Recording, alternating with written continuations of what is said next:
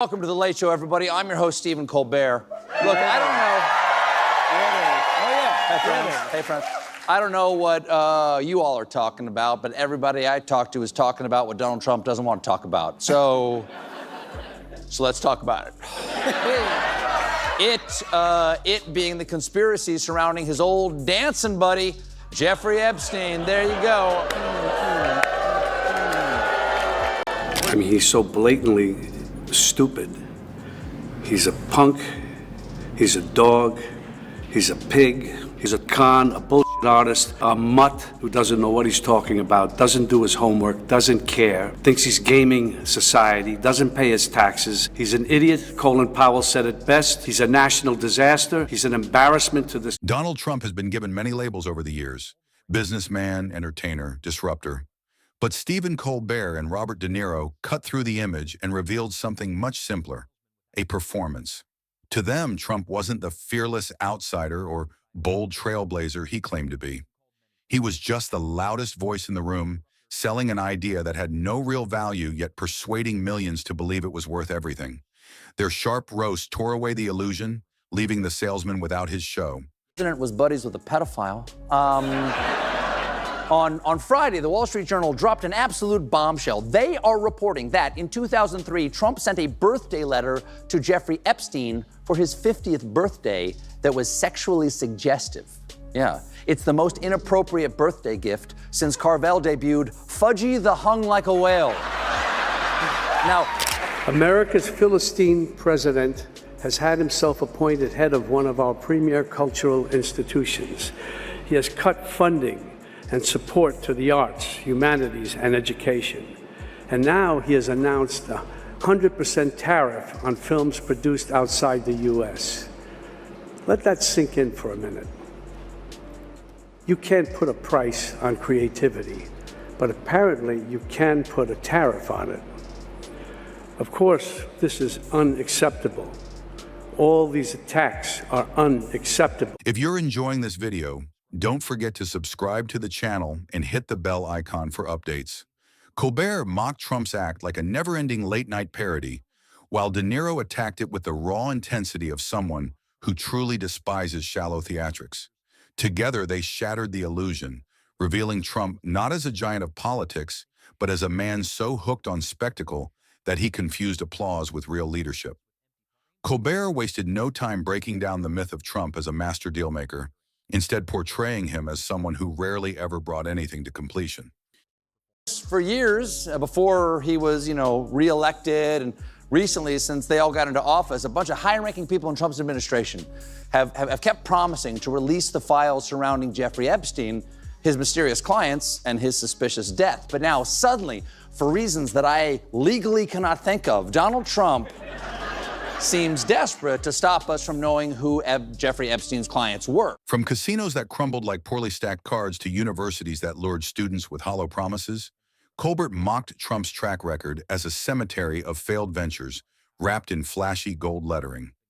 He portrayed Trump's so-called business genius as nothing more than a staged illusion built on smoke, mirrors, and bankruptcy courts. Every boast of success, Colbert argued, was like watching someone claim his sinking ship was a luxury cruise liner, until you noticed the passengers had already grabbed their life vests and were jumping overboard.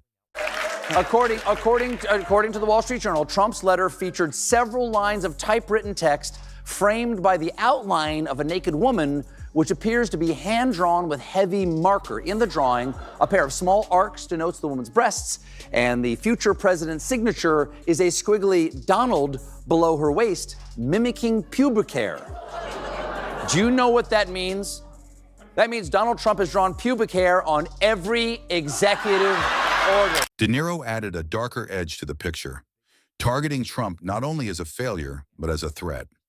He described him as someone who thrived on chaos, a man unable to exist in a room without conflict.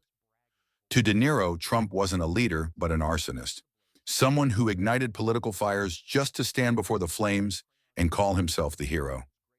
The bravado, the tweets, the nonstop outrage, these weren't signs of strength, De Niro argued, but symptoms of weakness. What the world mistook for power was nothing more than insecurity dressed up in capital letters and exclamation Makes me points. so angry that this country has gotten to this point, that this fool, this bozo, has wound up where he has. He talks how he wants to punch people in the face. Well, I'd like to punch him in the face. This is somebody that we want for president? I don't think so. What I care about is the direction of this country. And what I'm very, very worried about is that it might go in the wrong direction with someone like Donald Trump. If you care about your future, vote for. Colbert returned to Trump's fixation on image, mocking his constant bragging about crowd sizes and his relentless need to claim everything was the biggest, the best, the most beautiful. He compared it to a child wearing a crayon crown, scribbling "world's greatest" on every surface within reach. Colbert pointed out that Trump's endless self-promotion wasn't a sign of confidence, but of deep fear. Fear of being overlooked or forgotten. The non-stop boasting, he argued, wasn't proof of real accomplishments, but a desperate attempt to fill the silence that comes when there's nothing genuine to show. Suddenly, for reasons that I legally cannot think of, Donald Trump seems desperate to stop us from knowing who Jeffrey Epstein's clients were. In fact, yesterday, he said he was surprised anyone even cares about the guy. I don't understand it. Why they would be so interested. He's dead for a long time. He was never a big factor in terms of life. That sentence was never a big factor in terms of word. De Niro picked up the same theme and pushed it even further. To him, Trump's obsession with image wasn't just ridiculous, it was insulting. Here was a man with enormous power and influence, yet he spent his days obsessing over TV ratings and magazine covers. De Niro mocked the smallness of a leader who measured his value in headlines, treating the presidency as if it were just another season of a reality show. He compared Trump's style of governance to directing a bad movie, full of loud explosions, messy plots, and endless retakes, with the director barging onto the set to boast about his own brilliance. Colbert added that the teleprompter wasn't there to guide Trump's words, but to remind him where he even was. Every rally, Colbert suggested, felt less like a serious speech and more like a comedy routine without a punchline. Only this time, the crowd wasn't laughing with Trump. They were laughing at him. Do you really worry that if he were to win again, and I'm not saying this like it's such a far-fetched notion, if he were to win again, that he would not give up power after? You know he won't. You know he won't. He even said it. He's never going to give it up. And anybody who deludes themselves in thinking that he is, shame on you. De Niro matched that intensity by zeroing in on Trump's theatrical persona. To him, every entrance, every gesture, every exaggerated hand movement was part of an act. He likened it to method acting gone wrong. Trump had convinced himself that pretending to be a strongman actually made him one. The scowl, the bravado, the posturing, it was all stagecraft without substance. De Niro argued that Trump wasn't just deceiving the public, he was deceiving himself, mistaking applause for genuine power. Colbert then turned to Trump's constant demand for media adoration, not as a seasoned leader seeking respect, but as a thin-skinned celebrity who couldn't handle bad reviews. He portrayed Trump as the first leader whose real enemy wasn't the opposing party, but the critics who dared to give him 2 stars out of 5. De Niro reinforced the point by stressing the dangerous consequences of this obsession. Trump's fixation on image and spectacle wasn't harmless. It carried real costs. Decisions were made not based on strategy, but on what played well for the cameras. And policies were shaped not for lasting results, but for quick applause lines. Do you think our democracy is at risk in this election? I think that it is. I always keep saying democracy is great, of course, but democracy people take for granted. It's a word that some people don't even understand. They take it for granted. It's about right and wrong, period. The guy's a monster. He is beyond wrong. It's almost like he wants to do the most horrible things that he can think of in order to get a rise out of us. I don't know what it is, but he's been doing it, and it's scary. Are you Excuse my worried? French. De Niro framed it as the ultimate betrayal, a leader who treated the nation as nothing more than a stage prop in his personal show. trading substance for spectacle at every opportunity. Colbert zeroed in on the irony of Trump's so-called populism. Here was a man who branded himself as the champion of ordinary people, yet his entire life had been rooted in luxury, privilege, and detachment from the everyday struggles of Americans. Colbert mocked the notion of Trump as an outsider, comparing him instead to the country club guest who insisted he understood the lives of the caddies, but only as a shallow performance. For De Niro, Trump's legacy would not be that of a builder, as he so often claimed, but of a destroyer, of norms, of trust, and of unity. His critique carried the weight of someone who had seen through countless Hollywood performances, and he made it clear he wasn't impressed. Trump's act, he argued, was no longer convincing. It was worn out, hollow, and dangerous in its persistence. We're in a very bad situation. I remember you and I about 5-6 years ago talking down at the Spring Studios, something about, I said, what just happened, just happened. No, it didn't. Didn't happen. It's all about truth. And what we have here is a denial of truth all over the place. And even the speech that he made after is insane. It's just insane, and I'm very, very concerned about it. I think we all are. It's insane. So that's why I felt I had to do something, say something about it, to go on record. Together, Colbert and De Niro delivered a takedown unlike any other. Colbert's sharp wit cut through the absurdities, turning Trump's behavior into punchlines that practically wrote themselves, while De Niro's intensity gave those jabs a razor's edge, transforming mockery into outright condemnation. By the end, Trump was no longer the bold leader he claimed to be, but a caricature, a man trapped in his own performance, endlessly repeating lines from a play the audience had long since abandoned. What lingered was the blunt truth they both drove home. Trump's greatest skill was never leadership, it was self-promotion. In Colbert's telling, that was the comedy of it all. Trump wasn't Napoleon plotting world domination. He was a man awake at 3 a.m., tweeting angrily about cable news hosts who hadn't praised him.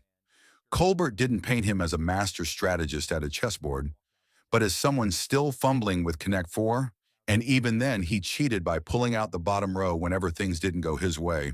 And why the Jeffrey Epstein case would be of interest to anybody. It's pretty boring stuff. Yes.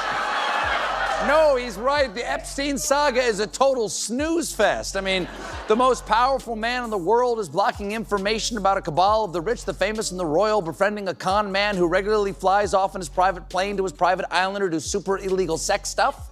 Then the con man is arrested. People are afraid he's going to name names, but before he can, he mysteriously dies right after being taken off a suicide watch in a federal prison during the administration of the guy who is blocking the release of the information. Boring. What made Colbert's roast cut even deeper was his ability to show just how predictable Trump had become. Every controversy, every scandal, every supposed shock was really just a rerun of the same tired script: deny, deflect, and distract. Colbert likened Trump's career to a bad sitcom reboot, recycling the same lines, the same laugh track, and the same overused catchphrases, only with fewer fans tuning in each season. Even his rallies, Colbert joked, felt like cover bands playing the same old songs. Except instead of cheering, the crowd in MAGA hats was starting to nod off. De Niro, never one to hold back, went straight for the jugular in tearing down Trump's image of toughness. He reminded the audience that the performance of strength is not actual strength, and in his view, Trump was a man who hid behind bluster precisely because he had nothing else. I can finally speak unvarnished truth to power and say what I really think about Donald Trump, starting right now.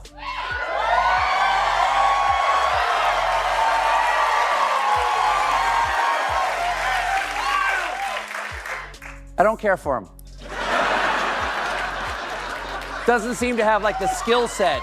Doesn't have the skill set to be president. You know, just not a good fit, that's all. The brilliance of their combined roast was how they painted Trump as a parody of himself. Colbert mocked his speaking style, those half-finished sentences that wandered aimlessly before circling back to the same tired brag. To Colbert, it was like listening to a GPS with only two destinations, Trump Tower and Mar-a-Lago, and somehow still managing to get lost on the way. De Niro piled on by highlighting Trump's body language, the exaggerated hand gestures, the puffed-up chest. less like a commanding leader and more like a nervous magician, desperately trying to distract the audience from noticing the trick had failed. When the focus shifted to Trump's obsession with loyalty, both Colbert and De Niro doubled down. They argued that Trump didn't demand loyalty to country or principles, but to himself. What emerged was a portrait of weakness disguised as dominance. A man so insecure that his entire empire of power depended on forcing others to clap louder. Go yourself. On Friday, Donald Trump posted, "I absolutely love that Colbert got fired. His talent was even less than his ratings." How dare you, sir? Would an untalented man be able to compose the following satirical witticism? Go yourself. Colbert especially enjoyed roasting Trump's habit of living in an alternate reality. From insisting he won elections, he clearly lost, to denying things captured on video. Colbert described Trump as less of a politician and more of a walking conspiracy theory with a spray tan. He thrived not on truth, but on creating a fog of confusion where facts went to die. Colbert mocked this by joking that if Trump claimed the sun rose in the west, half his supporters would stand there in sunglasses, facing the wrong horizon. The punchline stung because it exposed not only Trump's delusion, but also the culture of denial he nurtured. De Niro, meanwhile, struck hardest at Trump's character, or the lack of it. He condemned him as a man who measured success in gold-plated decor and social media followers, not in decency or integrity. To De Niro, Trump's legacy wasn't wealth or leadership, but a wreckage of lawsuits, bankruptcies, and broken trust. Colbert's humor softened the blows just enough to make them land sharper, while De Niro's fury amplified the absurdity until it was undeniable. Together, they delivered a demolition job that dismantled more than Trump's image. It collapsed the entire mythology surrounding him. Trump wasn't revealed as a misunderstood genius or a tragic figure, but as a salesman who sold America an empty product, a carnival barker whose act had dragged on long past the point of entertainment.